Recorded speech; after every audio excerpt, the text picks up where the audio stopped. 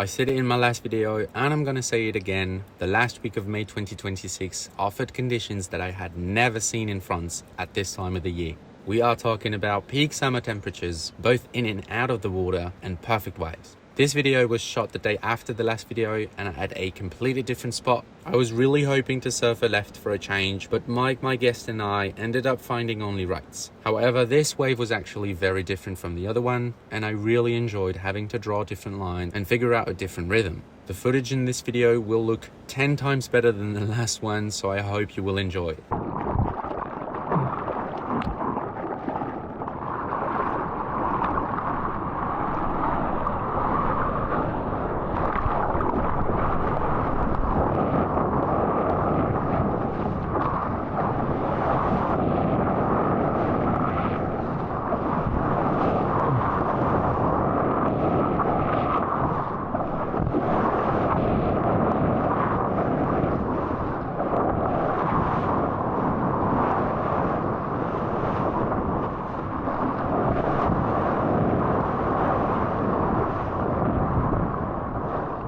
Let's take a look at how this new wave was breaking first. It was pretty punchy on the inside, but way too fast. However, once the wave would reach the edge of the sandbar, it would taper off aggressively and slow down considerably, presenting a perfect shape for my tiny groveler.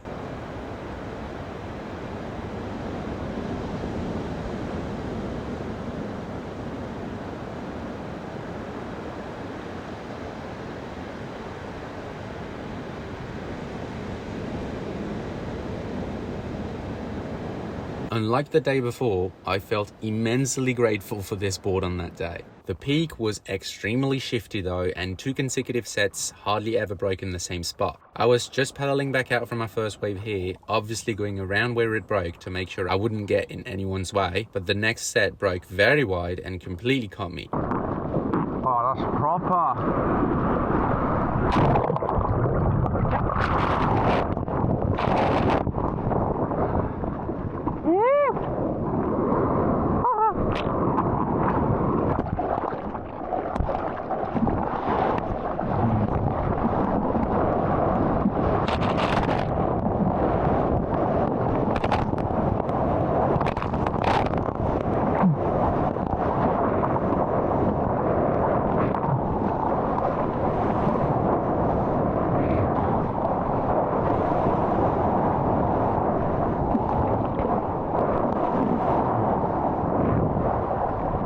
There was also a bit of backwash in the wave sometimes. For example here, I think I missed my entry because of it.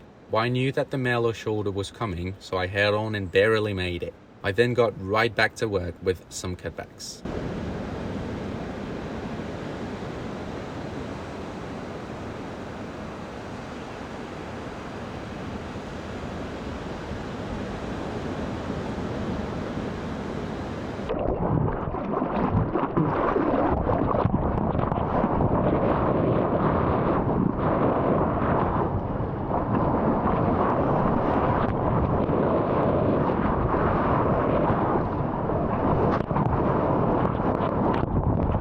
Here is a perfect example of why I was so happy with the fact that I was riding a groveler. The first section was fine and I hit a nice rebound on it, but look at how mushy and fat this next section was. And that is what most of the waves ended up looking like after the first section.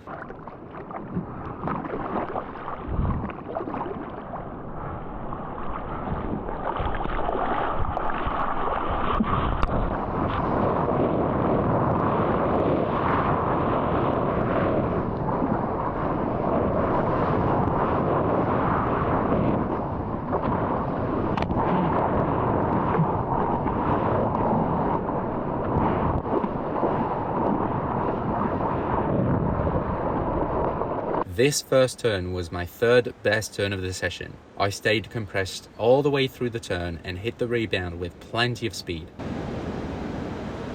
Second turn was almost as good, but my inside rail caught towards the end.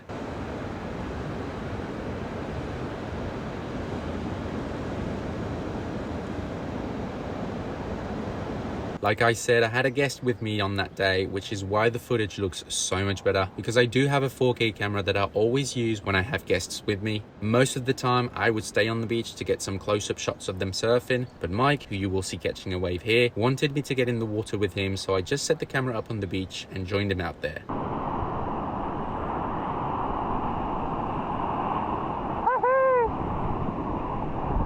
And as you can see, I really am not lying when I'm saying that I will take you to uncrowded waves, as it was just another local out there with us. So I want to say massive thank you, Mike, for making me surf with you and for trusting me with your session.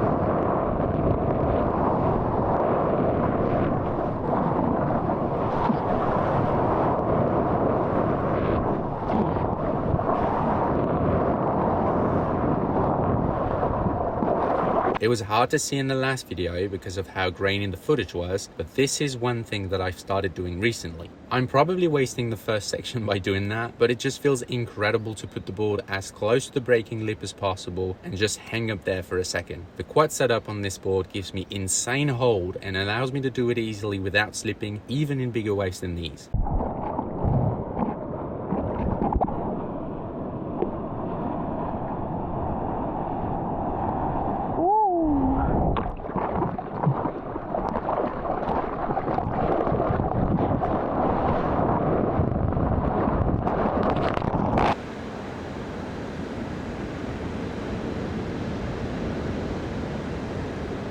This was by far the best looking set of the day, and I'm sure you can all understand why I always feel happy to come home whenever I go on trips. To even get waves like this at your local is a blessing, so the fact that we get to score them with very little crowds around is just unreal and very hard to beat.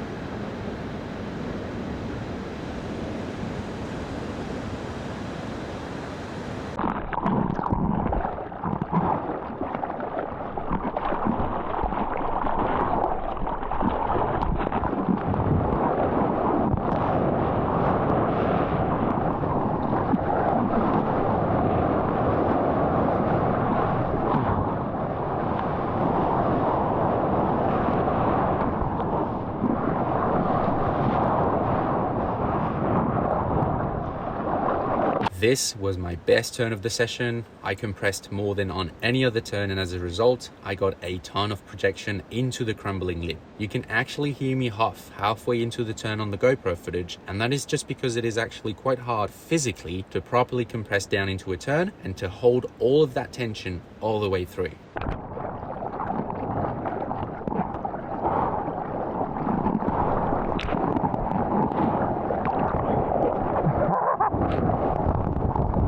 I was slightly too late for this wave, and what a bummer, because it had a surprisingly punchy face compared to most waves in the video.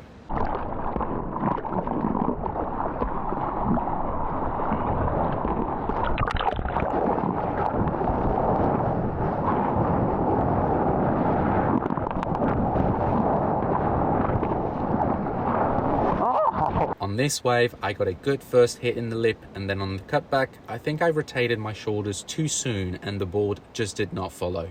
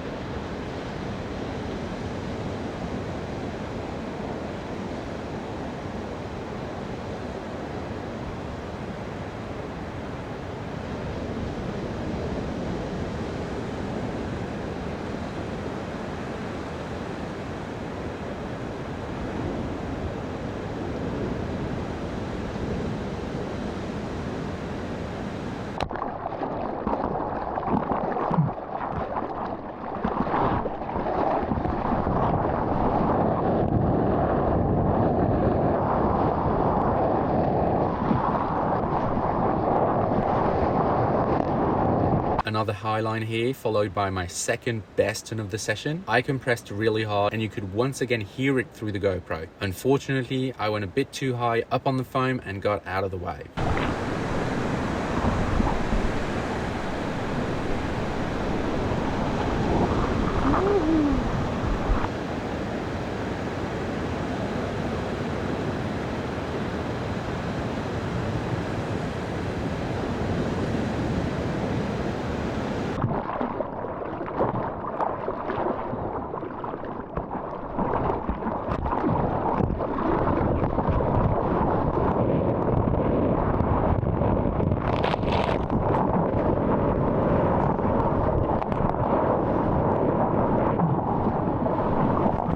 This time the high line was actually useful as the section was too fast to do a turn anyway. The next section was incredible, but I almost slipped out on the snap. And then I bogged the heck out of my rail on the second turn and fell off. Mike actually ended up making an edit out of his best ride, so I'll leave the link in the description if you want to check out what this session looked like from the guest's perspective.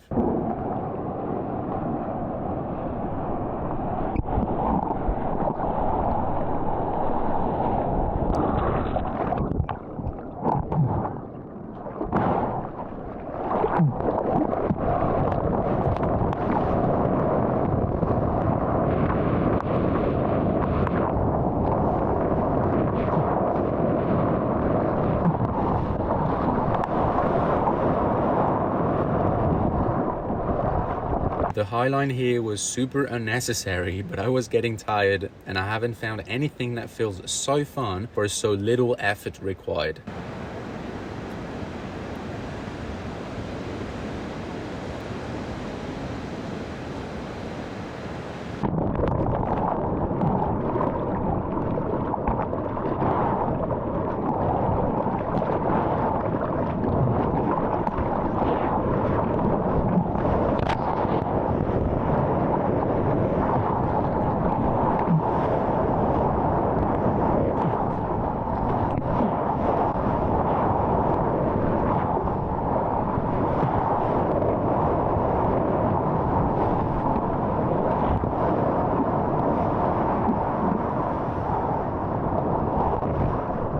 Late drop here, I made it but had very little speed going into that first turn.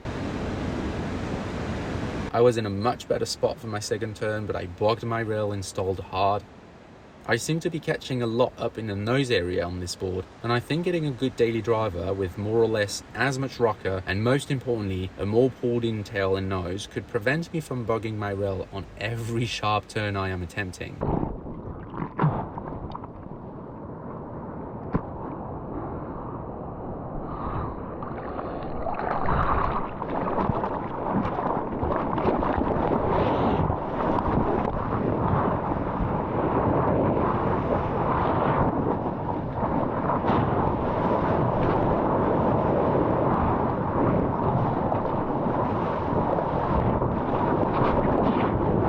This was my last wave of the day, and although my first turn started really well, I did not have the strength to hold the compression, and you can actually see where I stopped pushing against the board right here, and then I just went out of frame on my second turn. So like I said, I feel like I'm starting to hit a wall with the groveler. There are two things in which I feel restricted because of the very parallel outline and large tail block. And those are one, how hard it is to get vertical off the bottom turn, and two, how much the board tends to catch up in the nose area as soon as I'm trying to tighten up my turns. Take a look at this clip shot the day after the session. On my first turn, notice how I hardly got vertical off the bottom. And then on my second turn, look at how much my inside rail caught. It could just be poor technique, but I really feel like the board is not helping either. I do have a high performance shortboard that you saw in some of the Indo videos, but I feel like the rocker is a bit too much for the waves I usually surf. I'm curious to hear what you guys are riding as a daily driver, and if you have any suggestions for me. Anyways, I hope you guys liked the video and the noticeable upgrade in quality, and I want to finish it off by thanking Mike again for this moment, as well as everyone who's booked a session this year. We have been quite lucky with the conditions so far, and I'm hopeful that we will see better conditions this summer than we did last year. So if you are coming to France this summer and are interested in finding quieter spots and get quality videos of yourself, then follow the link in the description and shoot me a message. I'll get back to you as soon as possible. Thank you so much for watching, and I'll see you guys in the next one.